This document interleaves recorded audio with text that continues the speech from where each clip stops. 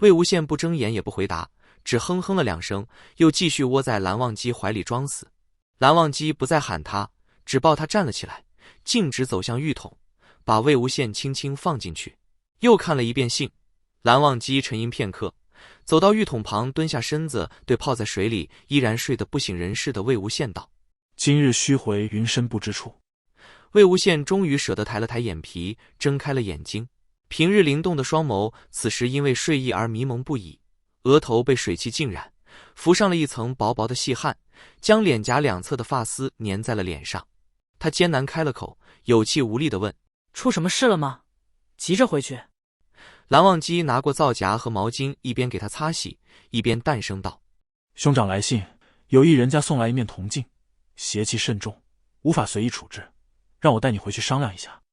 魏无羡一听，来了几分精神。他最喜欢研究这种古怪的玩意儿，平日总在云深不知处里四处惹事，现在有机会将功赎罪，心里有些迫不及待。他道：哦，那我一会儿去给他们道个别，我们就赶紧回去。蓝忘机嗯了一声，继续给魏无羡洗头发。看着蓝忘机一脸淡定，魏无羡却突然想起了昨晚一系列的事情。啊，要死！昨天江城听见了。魏无羡难得生出几分不好意思来。昨日蓝忘机无论如何都不肯从他身上起来，还故意在他跟江城说话的时候抽送，结果短短一句话就被打断好几次，间杂的呻吟都飘出了房间。思及此，魏无羡的脸一阵红白交错。昨日还信誓旦旦跟金陵保证要跟江城和好，结果这可怎么让他好意思去跟江城说话？不过这份不好意思也没保持多久，魏无羡生性洒脱，他想了想，横竖听都听见了，又没看见，就当没发生过。这么想着，魏无羡又放了心，开始乖乖配合蓝忘机给自己擦洗。等到洗完穿好衣服，魏无羡和蓝忘机便一起出了门去找江城和金陵。此时天已大亮，连花坞内走动的人多了起来。江晏离忌日已过，江城昨日又心情大好，因此大家都恢复了往日的精神，府内尽是热热闹闹的人声。魏无羡走到大堂，江城和金陵果然等在那里。金陵不知魏无羡会如何与江城和好，眼神十分迫切，目光不停地在二人中间飘来飘去。江城实在是不知道用什么表情看望羡二人，便把目光移到了金陵的身上，看他眼珠子都要转出来了，皱了皱眉，开口问道：你眼睛又怎么了？金陵看魏无羡只是径直带着蓝忘机坐在桌子旁边，并没有开口，心里有些失落，道了句没什么，便不再看他们二人。谁知这时魏无羡突然又站起来，走到江城身边。江城，你起来。江城颇有些莫名其妙，但是还是站了起来，皱眉问他又搞什么名堂？不料魏无羡出手如电，冲着江城的脸砰的就是一拳。江城应声后退2步，捂住一侧脸颊，不敢置信地看着他，张了张嘴，下意识就要破口大骂，但还没骂出口，就被魏无羡的下一句话彻底弄晕了头。现在轮到你了，来吧。魏无羡拍了拍手，一脸轻松地看着由愤怒渐渐变得茫然的江城。江城站直了身体，右手狠狠地攥紧，冷声问道：魏无羡，你什么意思？不就昨天晚上？魏无羡一脸的高深莫测，立刻破碎，2步冲上去捂住江城的嘴，不让他在金陵面前乱说。蓝忘机眉间轻轻一抽，淡声道：魏婴。魏无羡立刻松手跳回去2步，开口警告江城：别乱说，我可不是因为这事儿。他看着江城不明所以的脸，笑了一下：你不要这样看我，我知道当年你为什么会被抓走了，你为什么不告诉我？江城只是嗤笑一声，看了一眼金陵。金陵看着二人丝毫不见缓和的气氛，有些着急，开口道：舅舅。江城吼道：闭嘴！金陵立刻心虚下来，低头不语。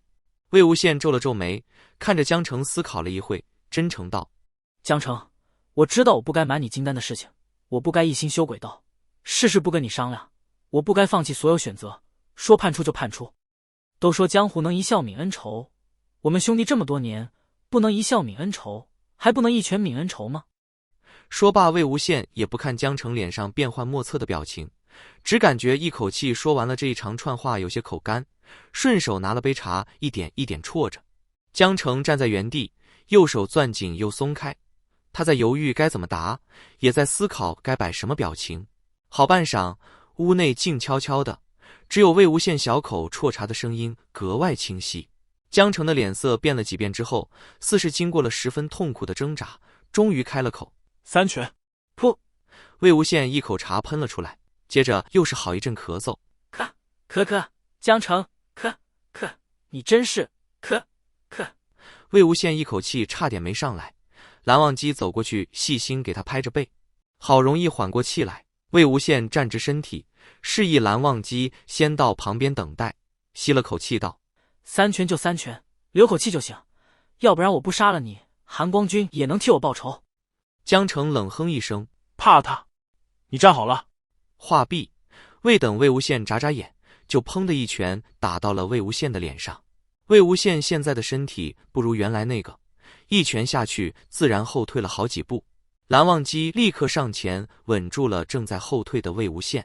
魏无羡站稳后示意蓝忘机撤手，对江澄朗声道：“还有2拳，来。”谁知江澄却突然嗤的一声笑了，这一笑不是冷笑，不是嘲讽的笑，可难得程度跟韩光君的笑不相上下。金陵和魏无羡瞬间瞪大了双眼，仿佛见鬼一般。只见江澄2步走上来，咚咚2声在魏无羡左肩右肩各捶一拳。魏无羡疑惑地看着江澄：“就这样？”江澄平静地看着魏无羡，这一次目光里没有不屑，没有厌恶，没有憎恨，平和无比。魏无羡看着他的目光顿了一下，也噗的一声笑了起来，边摇头边笑，从微笑渐渐变成了大笑。江澄，你这个人真是……转眼就到了分别的时刻，金陵离开的时候还颇有些不舍。魏无羡揽着他的肩，悄声道：“我刚表现得不错吧？”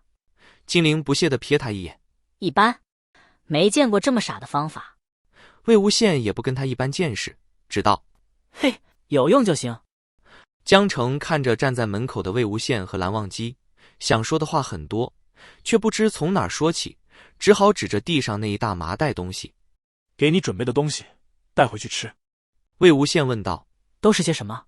江澄道：“莲蓬、莲藕，让他回去给你做吧。”魏无羡扭头看了看蓝忘机，蓝忘机绷着脸，似乎正在思考这一麻袋的莲藕怎么做汤。魏无羡看着半人高的大麻袋，心里好笑，这可不像是短短1个时辰能弄好的，看来是早就准备好了。就算魏无羡不去跟他说开，他也会把这些特产给他带回去。魏无羡深吸了口气，后退半步，向江澄拱手道：“就此别过，来日再见。”蓝忘机也冲江澄点头，淡声道：“就此别过。”江澄只低声道：“常回来。”魏无羡冲他灿烂一笑，身披明亮阳光，模样恍若少年。那是自然。一群归家的大雁，自他们的头顶呼呼啦啦地飞过，日光倾城，年华似水早已流淌而过。本以为这世间人各有命，不可违逆，谁知峰回路转，总有相逢之时。我曾以为你没了眷恋，再也不会回来，纵我口中骂声千遍，也骂不来你没心没肺的笑脸。我曾以为你恨我入骨，再也不会原谅，纵我心底陈情万曲，也诉不完对你的无尽亏欠。只是你回来了，只是你原谅了。幸好少年不在，幸好少年仍在。叹时光不负，幸双节尚存。